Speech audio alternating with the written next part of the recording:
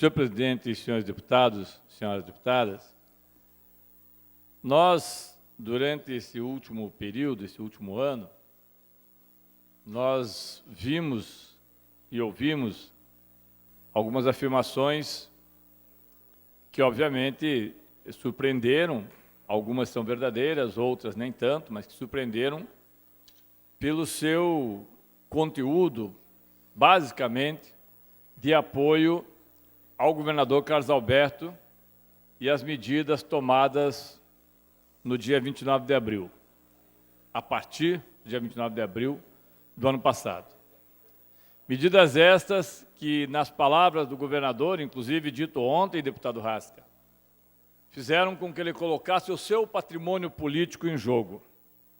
Para equilibrar as finanças do Estado, ele colocou o seu patrimônio político quando o senhor Mauro, que alguns aqui chamam de Maurinho Malvadeza, o senhor Mauro Ricardo, fez o projeto votado nessa casa, que, de uma vez só, aumentou os impostos, retirou a Previdência ou parte dela dos servidores e fez uma série de negociações para que tentasse pacificar ambos, servidores públicos e pagadores de impostos, com vistas a este equilíbrio fiscal dito necessário num momento em que o país atravessava uma crise que persiste e que aqui eu faço um parênteses.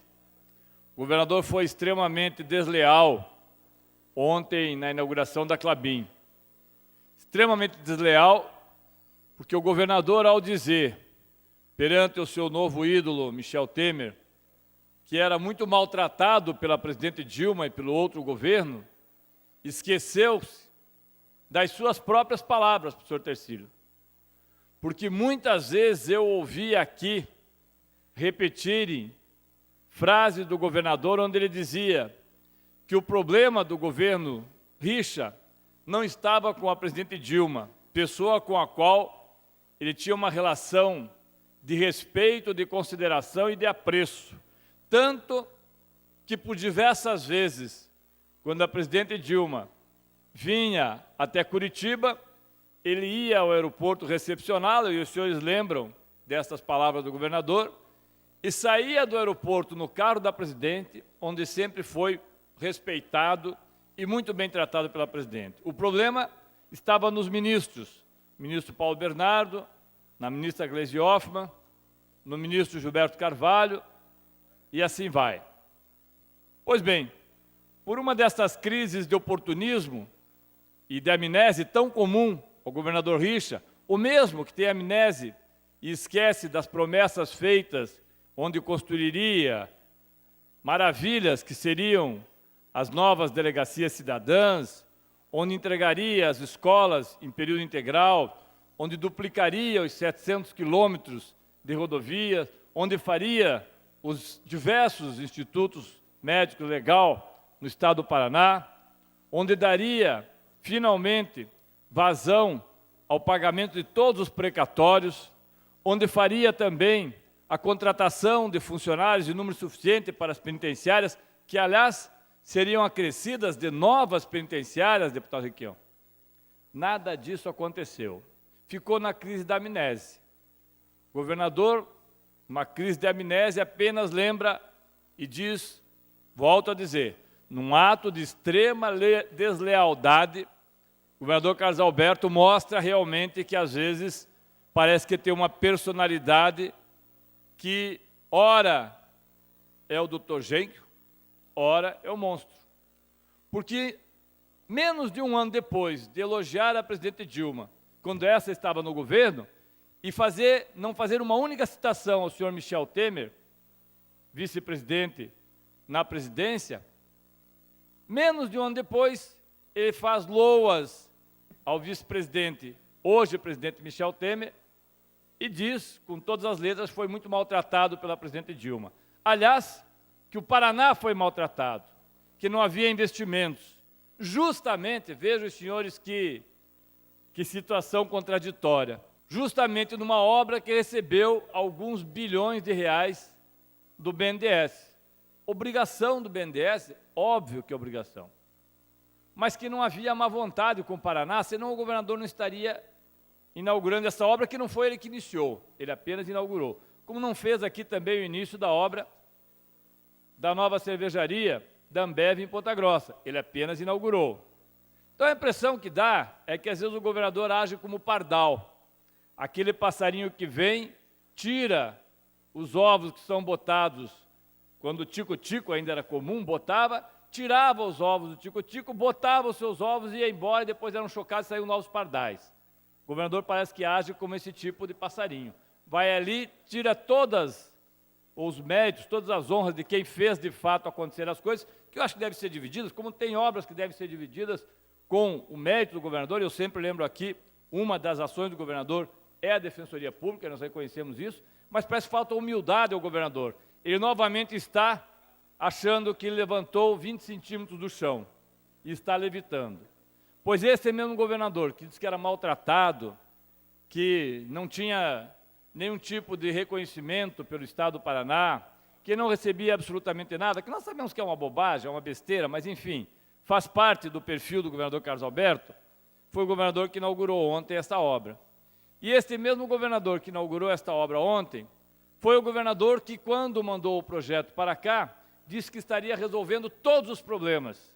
E que o Estado do Paraná, eu ouvi muitas vezes o líder do governo, deputado Romanelli, por quem eu tenho maior apreço, subir àquela tribuna e dizer por diversas vezes, olhem para os outros estados, e nós temos feito isso, e reconhecido que o Estado do Paraná é um dos poucos estados que tem pago em dia as suas obrigações com os servidores públicos. Não totalmente com os fornecedores, mas com os servidores públicos. Claro que começam a se acumular dívidas, mas tem pago em dia. Por quê? Porque fez aquilo que o governador alega ser a sua pedra filosofal no momento em que tinha que tomar uma decisão muito grande, lá do chapéu pensador, e ficou olhando de longe a batalha do Centro Cívico, mas tomou a decisão do remédio amargo que resolveria todos os problemas.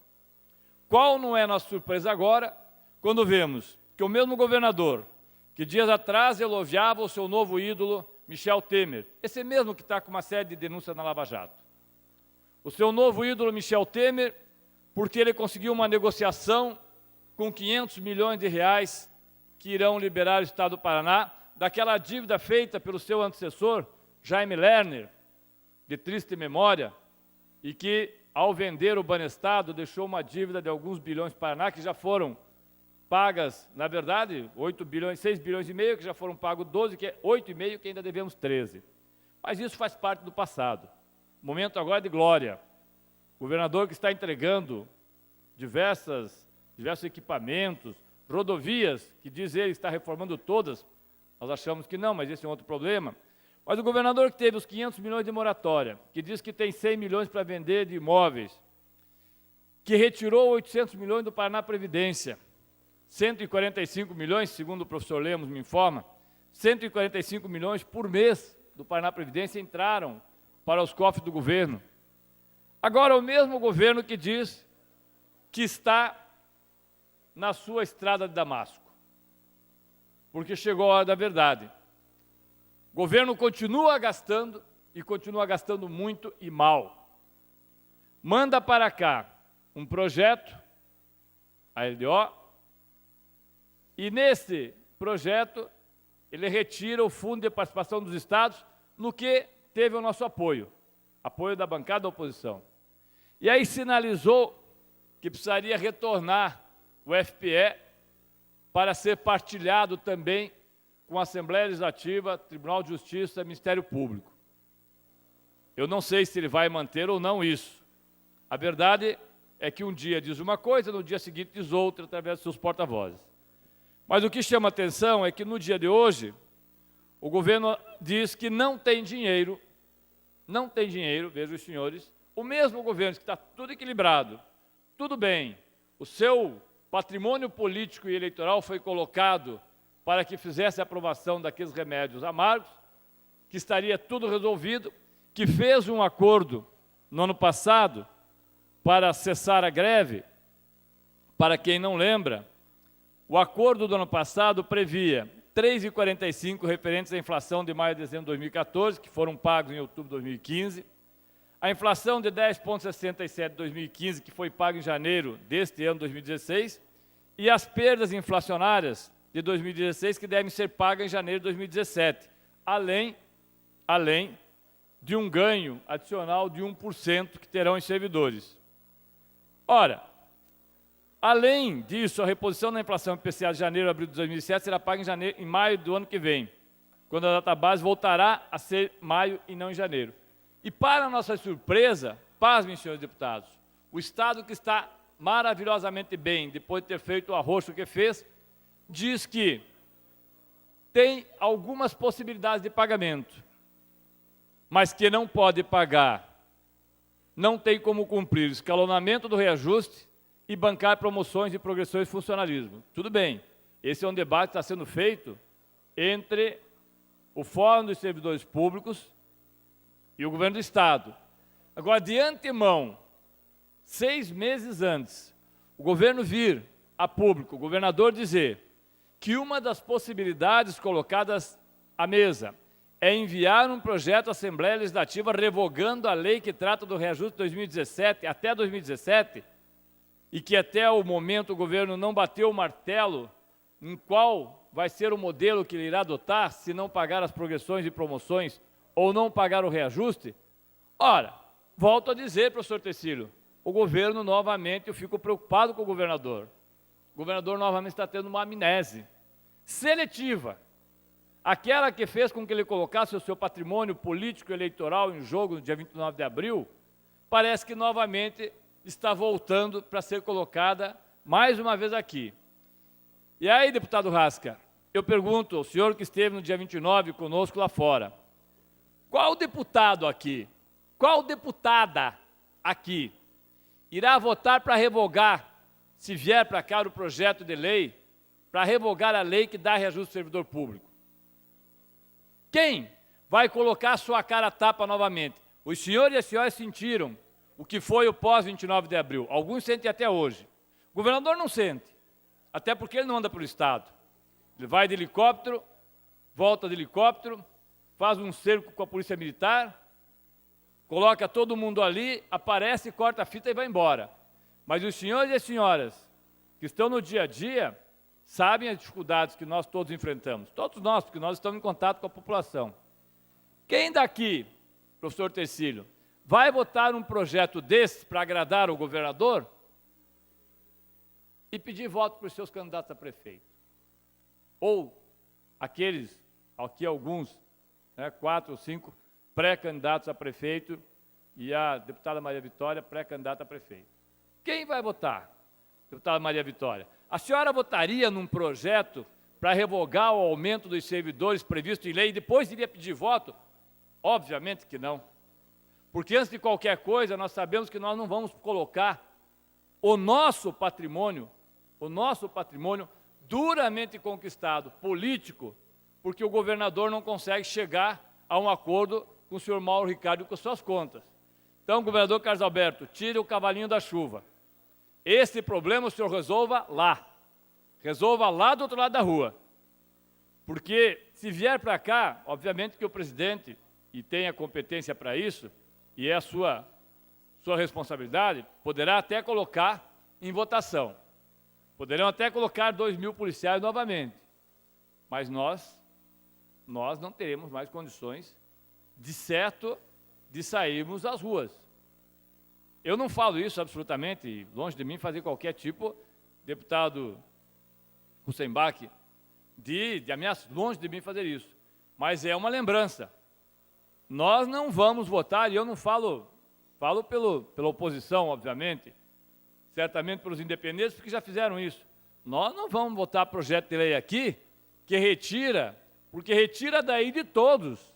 Vai retirar da Assembleia também, porque foi similar? Vai retirar do Tribunal de Contas também? Ou simplesmente nós vamos dizer ao governador, sim, senhor governador, o senhor mande para cá que nós resolveremos o seu problema para o senhor ser o próximo candidato ao Senado, mas certamente nem o deputado Romanelli, que é um deputado experiente, nenhum outro deputado aqui com mais ou menos experiência estará assinando embaixo a sua sentença de morte. Então, esqueçam. Essa conversa que está nesse jornal de hoje é só firula, é só marola.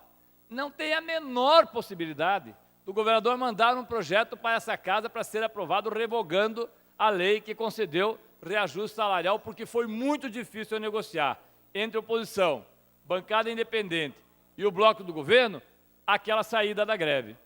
O governador deve estar delirando e certamente em mais uma das suas crises seletivas de amnésia. Quem sabe, se amanhã o presidente Dilma volta, ele não faz a mesma crítica ao presidente interino Temer e diz que sempre foi muito maltratado por todos, inclusive por essa casa que não quis aprovar mais uma dessa maluquice. Obrigado, senhor presidente.